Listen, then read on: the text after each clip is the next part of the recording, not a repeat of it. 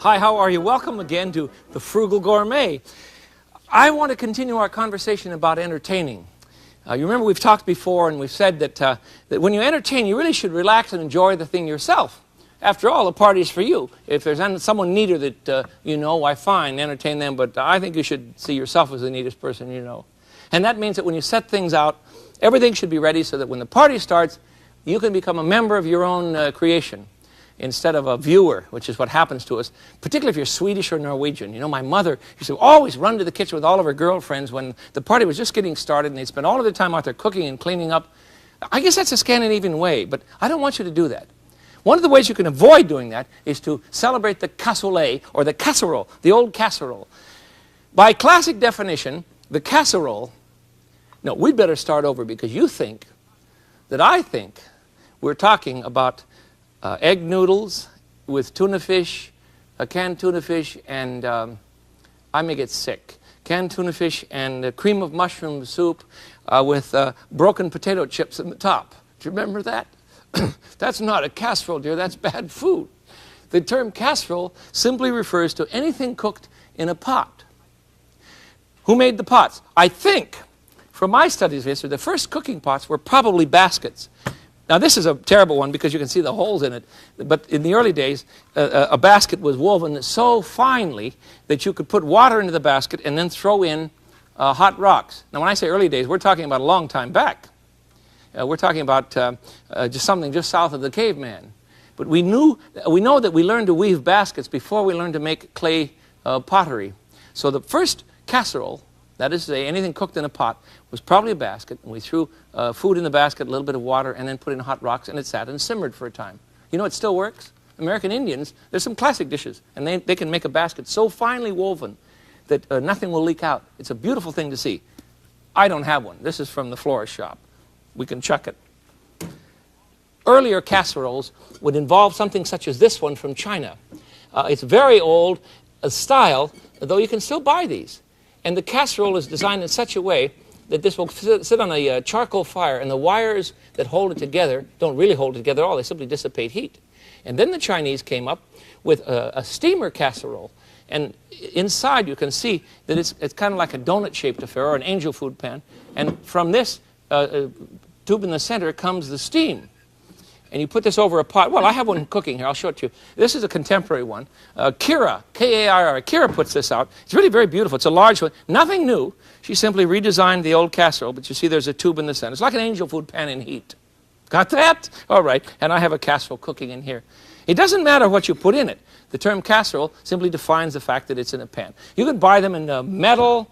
This is heavy heavy cast iron from France. You can buy them in weird shapes in porcelain, or this is a cheaper ceramic, a brown ceramic, a nice oval porcelain casserole. Or finally, you can get a very flamboyant pélion, which is this is a beautiful thing. It's very heavy. It looks like something you put on top of the stove, but of course you can't do that. These all go in the oven. With the exception of the Chinese casserole, that could take the top of the stove.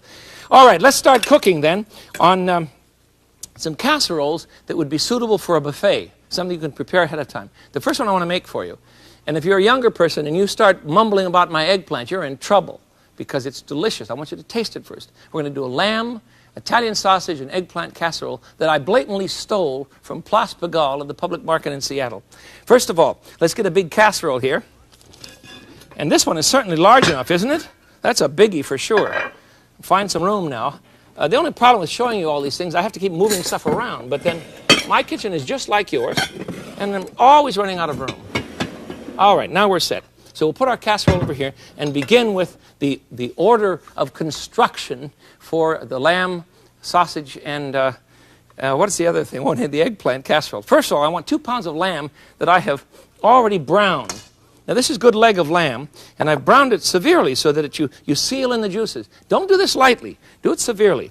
What does severe brown mean? Well, you throw it in a very hot pot and brown it nicely. All right. So into my casserole goes the 2 pounds of lamb, already browned. Always brown things. Otherwise, you just wind up with a lousy stew, and I don't want you to do that.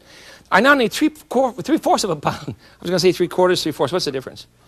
Obviously, we have more than 3/4 of a pound in here of Italian sausage. Good sausages with a lot of fennel in them. Now, you'll notice the center is not cooked. You see, that's all right. All I want to do is to brown these nicely, and these will go in the casserole now, too. All right? And then we need to add 2 yellow onions that I've sauteed with some garlic. Pan fry these first. You remember how to do that. Saute means that it jumps around in the pan. You don't just let it lay there and die, for heaven's sake. You jump the pan. The pan is hot so that it doesn't just lay there and soak up fat and die on you. You don't want that. All right? That's about 3 fat onions and a few cloves of garlic to taste, at least 3. More if you wish. And that goes into our casserole as well. This is really going to pile up today. I'm going to have fun with you. And then we want to add a whole eggplant. And of all the creatures that God has made in the vegetable world, I think this one is the most beautiful. Aubergine. The color itself, I think it's a very sexy color. I think I tell you that because Patty, my wife, has a dress that is aubergine. Auberge. What am I saying that wrong? Auberge? No, I think that's right. Anyhow, the dress certainly is right. She's just gorgeous in it. She loves that color. So do I. All right, I'm cut off the top of the eggplant, and then I'm going to slice the eggplant into 2 big wide slices. Put them back together again on the top here, you see? And then you can cube them very quickly, thusly. See? Watch your fingers, for heaven's sake. Turn it, and it's all cubed. None of this doing 1 slice at a time. Frugal means you don't have time for that fiddling around. Now we're going to pan fry all of these cubes. And let me show you what we'll arrive with here. It's very simple, if I can find it. Here we are.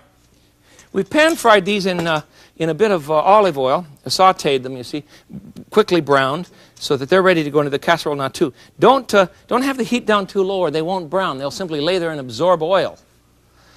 There's an old joke about in the Middle East about a man who, because the eggplant absorbs oil and oil and oil, it will keep absorbing olive oil for a long, long time.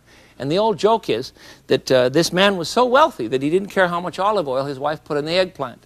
Now, in the Middle East, that's very funny, and I appreciate you're not laughing at all. What's the matter? Do you understand the line? Put in just a little bit of oil in your pan. Use a Silverstone pan, preferably. So otherwise, you'll get too much grease in the eggplant. It'll just keep sucking up the oil. All right, saute the entire cubed eggplant, and that will go into our casserole. The plot thickens, doesn't it? This is really just delicious. It's going to be terribly rich. You wouldn't think of a vegetable being as rich as eggplant actually is, but it's just my favorite, and I think it's the most the richest vegetable you can imagine. Then I want to add 3 ripe tomatoes, very ripe. Very ripe. Don't buy those cheap supermarket ones that aren't ripe. If you do, I've told you before, set them on a windowsill or something so that they'll have a chance to ripen before you go much farther. And we want about a ½ cup of parsley. You just throw this all into the casserole. And we want to add 2 whole bay leaves. Here they are. Wow, that's a stinky little thing. Where'd you come? That's a stinky one too. All right, 4 little bay leaves if they're little stinky things. I have a bay leaf and a tree in my front yard in Tacoma. And it grows all the year round. I'm putting in 4 little ones, or 2 big ones. In any case, we have a tree that grows all the year round. It's the most beautiful thing, and I just love it. It's a wonderful thing to have. You can grow one in most parts of the country. You want a bay laurel, but if it's severely cold, as it is in Chicago or upstate New York or Vermont, you'll have trouble growing those. But in the temperate sun belts, such as Seattle and Tacoma, we have no trouble. And you thought it rained all the time. You see? Now, salt and pepper. All right, there's enough. And you don't want to add much salt to this. You really won't need it because the flavors are very bright. And now we want 2 cups of red wine. Just pour it right in there. That was 18 glurgs. 18 glurgs or 2 cups. Got it? I counted the glurgs. It's much easier than counting the cups. I'm teasing you. All right, that will go on the burner until I heat out, bring it to a light simmer. And I have one in the oven I want you to see. You put it in the oven then for about 2 hours at 350, so that the lamb is very, very tender. The eggplant just kind of gets married to the lamb, and the tomato just gets lost in the shuffle. And then you'll have a lovely, soft, tender, let me show you. And it'll stay hot on your line. You see, you use a metal one or a good thick one, a good thick casserole, and you'll have a wonderful dish. I have one in the oven here somewhere. Here it is. It's oven somewhere. I know where the oven is. I need to put out a space for it. The front of my kitchen always winds up being a buffet anyhow, doesn't it? You know that's what happens here after we finish each day anyway. We all eat together. And that's one of the ways that we heal anything that may have happened here in my place during the course of the day. If you've had an argument, feed him. If you've had a good time, feed him. The result is always the same. If you're happy or unhappy, feed him. With some other person. Feed the person and you'll feel better. And that's what it's for. All right, here's the casserole. Ouch. Heavy. Oof. Good Lord. All right, let's get the lid off of that and take a look at it. It's very beautiful. There. The eggplant and the sausages have cooked down and simmered. The lamb is very, very tender. It's just colossal. Oh, look how tender that is. The odor. I know you're frustrated, but I can't help it. I have no way of shipping this one to your house. When I meet you across the country when we're signing books or in bookstores or something, inevitably you come by and you say you become so frustrated that you can't smell. But I haven't figured out a solution. That one, however, is colossal. That's really good. All right, let's go on to another one. Second one I want to make for you is a very brief version of the cassoulet. Now, the cassoulet is a classic dish from France that is made in a casserole, but it's called a cassoulet because it must contain duck and sausages and so on, but it takes a long time to make, and beans. Generally, a casserole has some kind of filler in it, either a vegetable filler or a bean filler, or if you remember the old days, a macaroni filler. Woof. I don't like those half as much as this next one. So let's prepare what one is that one going into? Yes, here it is. Here we go. We're going to put this one into a big Pélion.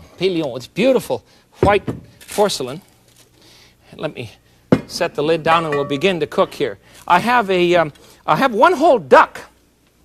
Well, actually, I have a duck and a bunch of spare ribs here. I've cut up the duck. You see, just cut up all the pieces of the duck. I've saved the wings and the neck and some of the skin for soup stock that I've made. And so I've roasted the duck at about 375 for, half an hour, along with some spare ribs. And you see I've cut them up into small chunks. These are pork spare ribs. You cut them up into pieces. And these are all ready now for the pot. So we'll just throw them in. All right. Now then, they'll go into our bowl right away. You've browned them in the oven first. You can pan fry these if you like, but it takes much longer. And, of course, you retain much more fat. Beneath this griddle, or this grid work, what do you call it? The grid here, is a great deal of fat that is drained off of the meat. And we just don't need it. Whoops, I don't want to lose that. Oh, it would kill us all if we had that much fat in the kitchen here. We don't want that. All right, now the second step is to take a pound of white beans. I have 2 pounds here. A pound of white beans, and this is the size I'm talking about. These are little navy beans. You see how small they are? You see?